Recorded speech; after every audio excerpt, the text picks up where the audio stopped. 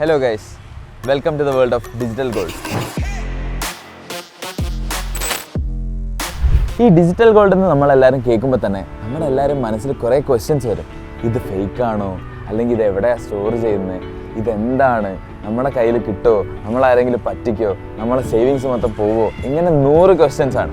പക്ഷെ നമ്മളെല്ലാവരും അറിഞ്ഞിരിക്കേണ്ട ഒരു കാര്യമുണ്ട്. കുറച്ച് കാലം മുമ്പ് നമ്മുടെ എല്ലാ പേയ്മെൻറ്റ്സും നമ്മൾ ചെയ്തുകൊണ്ടിരുന്നത് ക്യാഷിലൂടെ ആയിരുന്നു. ഇപ്പം നമ്മൾ എല്ലാ പേയ്മെൻറ്റ്സും ചെയ്യുന്നത് UPI-യിലൂടെയാണ്.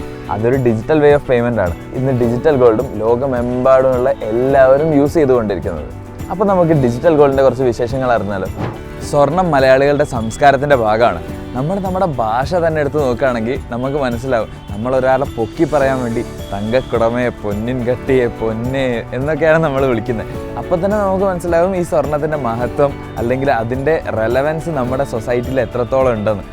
പക്ഷേ ഈ പഴയ രീതികൾ നമ്മൾ പിന്തുടരുന്നതിലൂടെ, അതായത് സ്വർണം വാങ്ങിച്ച് നമ്മൾ സൂക്ഷിച്ച് വെക്കുന്നതിലൂടെ നമുക്ക് കുറേ നഷ്ടങ്ങളൊക്കെ വരുന്നുണ്ട്.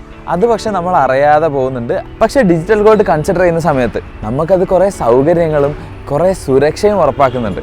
അപ്പം അത് എന്തൊക്കെയാണെന്നുള്ളത് നമുക്ക് നോക്കാം. ലോകത്തെല്ലാം ഡിജിറ്റൽ ആയിക്കൊണ്ടിരിക്കുക. നമ്മൾ പണ്ട് എങ്ങനെ ഫയൽ സേവ് ചെയ്തുകൊണ്ടിരുന്നത് പേപ്പറിൽ, പക്ഷേ ഇപ്പം എങ്ങനെ PDF-ൽ. നമ്മളെങ്ങനെ സിനിമ കണ്ടുകൊണ്ടിരുന്നത് തിയേറ്ററിൽ പോയിട്ട്. ഇപ്പോഴോ OTT റിലീസസ് ഉണ്ട്. അതേപോലെ തന്നെയാണ് നമ്മൾ മാപ്സിൻ്റെ കേസ് നോക്കുകയാണെങ്കിൽ, നമ്മൾ പണ്ട് ഡോറേൻ്റെ ഒക്കെ ഇതിൽ കണ്ടില്ലേ, ഇതാണ് മാപ്പ് എന്നൊക്കെ പറഞ്ഞാൽ ഫിസിക്കൽ മാപ്പാണ് നമ്മളെല്ലാവരും ക്യാരി ചെയ്തുകൊണ്ടിരുന്നത്. പക്ഷേ ഇപ്പോൾ ഗൂഗിൾ മാപ്പാണുള്ളത്. അപ്പം അതേപോലെ തന്നെ സ്വർണവും ഡിജിറ്റലായി മാറിക്കൊണ്ടിരിക്കുകയാണ്.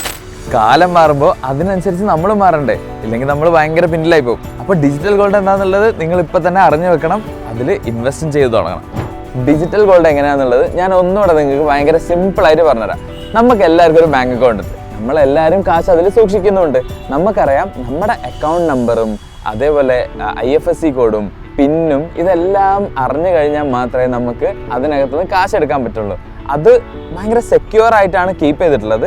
ബാങ്കിനകത്ത് ഒരു വോൾട്ടിലൊക്കെയാണ് ഉള്ളത്, അല്ലേ? അപ്പോൾ ഇതേപോലെ തന്നെയാണ് ഡിജിറ്റൽ ഗോൾഡ്. നിങ്ങൾക്ക് പോയി തൊട്ട് നോക്കാനോ അല്ലെങ്കിൽ ആ ഫിസിക്കലായിട്ട് നമ്മളെ കയ്യിലുണ്ടെന്ന് നമുക്ക് ഫീൽ ചെയ്യില്ല എന്നുള്ളത് മാത്രമേ ഉള്ളൂ. ഇത് 24 കാരറ്റ് ഗോൾഡിൽ അവർ ഒരു വോൾട്ടിൽ നിങ്ങളുടെ പേരിൽ അല്ലെങ്കിൽ ഒരു നമ്പറിൽ ആ സെക്യൂരിറ്റി ഫീച്ചേഴ്സോട് കൂടെ തന്നെയാണ് സേവ് ചെയ്ത് വെക്കുന്നത്.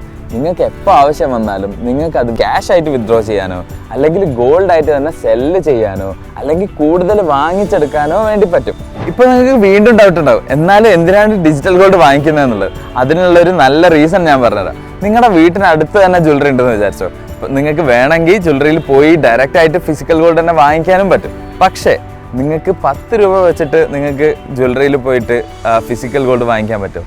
പറ്റില്ലല്ലോ. പക്ഷേ ഡിജിറ്റൽ ഗോൾഡ് പറ്റും. ഇനിയിപ്പോൾ 100 രൂപ 500 രൂപയാണെങ്കിൽ പറ്റും. അതും ബുദ്ധിമുട്ടായിരിക്കും ഈ ഫിസിക്കൽ ഗോൾഡിൻ്റെ കേസിൽ.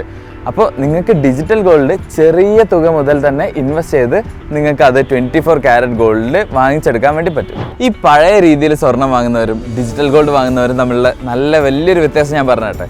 അതായത് പഴയ രീതിയിൽ സ്വർണം വാങ്ങുന്ന ആൾക്കാർ എല്ലാ സ്ഥലത്തെയും ഗോൾഡ് പ്രൈസസ് ഒക്കെ ഇങ്ങനെ കമ്പയർ ചെയ്യും. കമ്പയർ ചെയ്ത് കഴിഞ്ഞിട്ട് അവിടുത്തെ മേക്കിംഗ് ചാർജസും കമ്പയർ ചെയ്യും. മേക്കിംഗ് ചാർജസ് കുറയ്ക്കാൻ വേണ്ടി അവർ കുറേ കഷ്ടപ്പെടും. എന്നിട്ട് അവർ തീരുമാനിച്ച് പൈസ ഒക്കെ വലിയൊരു എമൗണ്ടൊക്കെ സെറ്റ് ആക്കിയിട്ടാണ് ഇവർ ഫിസിക്കൽ ഗോൾഡ് വാങ്ങുന്നത്.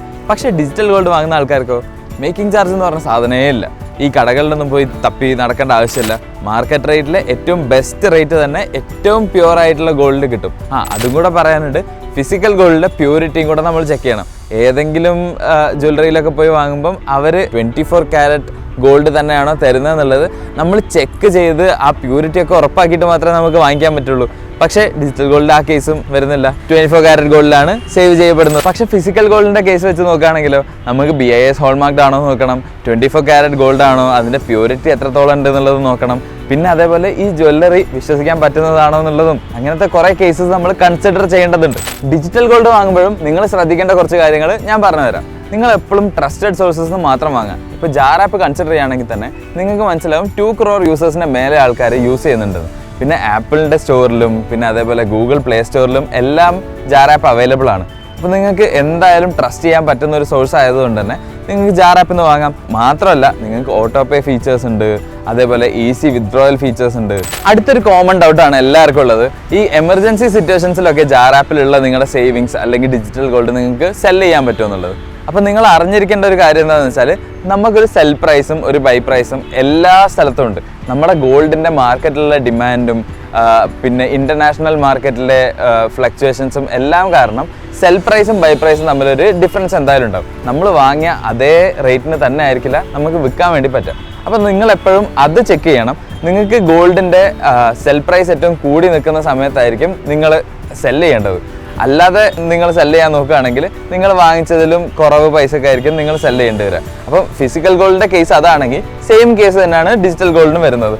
അപ്പോൾ നിങ്ങൾക്ക് എമർജൻസി സിറ്റുവേഷൻസിൽ നിങ്ങൾക്ക് സെല് ചെയ്യാൻ പറ്റും. ഒറ്റ ക്ലിക്കിൽ ജാർ ആപ്പിനകത്ത് നിങ്ങൾക്ക് സെല് ചെയ്യാൻ പറ്റും. മാർക്കറ്റിലെ അന്നത്തെ റേറ്റ് ആയിരിക്കും അവിടെ കാണിക്കുന്നുണ്ടാവുക. അപ്പം അതെല്ലാം കൺസിഡർ ചെയ്തിട്ട് വേണം നിങ്ങൾ വിൽക്കാൻ. പക്ഷേ വിൽക്കുന്ന സമയത്ത് നിങ്ങൾക്ക് അത് വിത്ഡ്രോ ചെയ്യേണ്ടത് ക്യാഷ് ആയിട്ടാണോ, ഗോൾഡ് കോയിൻ ആയിട്ടാണോ, അല്ലെങ്കിൽ അതിന് ഇക്വലൻ്റ് ആയിട്ടുള്ള ജ്വല്ലറി ആയിട്ടാണോ വേണ്ടതെന്നുള്ളത് നിങ്ങൾക്ക് ജാർ ആപ്പിനകത്ത് ചൂസ് ചെയ്യാം. ഇനി നിങ്ങൾ വിചാരിക്കും ആർക്കൊക്കെ ഡിജിറ്റൽ ഗോൾഡ് ഇൻവെസ്റ്റ് ചെയ്യാൻ പറ്റും എന്നുള്ളത്. ആർക്ക് വേണമെങ്കിലും ചെയ്യാം. അതായത് സ്റ്റോക്ക് മാർക്കറ്റ് നോളജോ അല്ലെങ്കിൽ മ്യൂച്വൽ ഫണ്ട്സിൻ്റെ നോളജോ ഒന്നും ഇല്ലാത്ത ആൾക്കാർക്കാണെങ്കിലും ഡിജിറ്റൽ ഗോൾഡ് വാങ്ങി വെക്കാൻ പറ്റും. നിങ്ങളൊരു വീട്ടമ്മയാണ് അല്ലെങ്കിൽ നിങ്ങളൊരു ഇൻവെസ്റ്റ് ചെയ്യാൻ ആഗ്രഹിക്കുന്ന ഒരു ബിഗിനർ ആണെങ്കിൽ നിങ്ങൾക്ക് ഏറ്റവും ചെറിയ ക്യാപിറ്റൽ തന്നെ, അതായത് വെറും 10 രൂപ മുതൽ നിങ്ങൾക്ക് സേവ് ചെയ്ത് വെക്കാൻ പറ്റും എന്നുള്ളത് ഞാൻ ആദ്യം മുതലേ പറയുന്നുണ്ട്. അപ്പം 24 ക്യാരറ്റിനകത്ത് നിങ്ങൾക്ക് സേവ് ചെയ്യാൻ പറ്റും, ഈസി ആയിട്ട് വിത്ഡ്രോ ചെയ്യാനും പറ്റും. പിന്നെ ഇത് ലോങ് ടേം നിങ്ങൾ വെച്ചുകൊണ്ടിരിക്കുകയാണെങ്കിൽ നമ്മുടെ ഗോൾഡിൻ്റെ റേറ്റ് കൂടുന്നതിനനുസരിച്ച് നിങ്ങൾക്ക് നല്ല ഒരു റിട്ടേൺ തന്നെ കിട്ടുകയും ചെയ്യും. നിങ്ങൾക്ക് ഇൻഫ്ലേഷനെ ബീറ്റ് ചെയ്യാൻ വേണ്ടിയിട്ട് ഏറ്റവും നല്ലൊരു ഇൻവെസ്റ്റ്മെൻറ്റ് സോഴ്സാണ് ഡിജിറ്റൽ ഗോൾഡ് എന്നുള്ളത്. കാശ് ഉണ്ടാക്കാൻ വേണ്ടിയിട്ട് പല ബിസിനസ് സ്കീംസിലും പല ഇൻവെസ്റ്റ്മെൻറ്റ്സിലും പോയി തലവെച്ച് കൊടുക്കുന്ന ആൾക്കാരാണ് നമ്മളിൽ പലരും. പക്ഷേ നമുക്ക് ഏറ്റവും റിസ്ക് ഫ്രീ ആയിട്ട്, നമുക്ക് ഏറ്റവും സേഫായിട്ട്, നമുക്ക് ഏറ്റവും പ്യുവറായിട്ട് സേവ് ചെയ്യാൻ പറ്റുന്ന ഒരു ഇൻവെസ്റ്റ്മെൻറ്റ് മോഡാണ് ഡിജിറ്റൽ ഗോൾഡ്.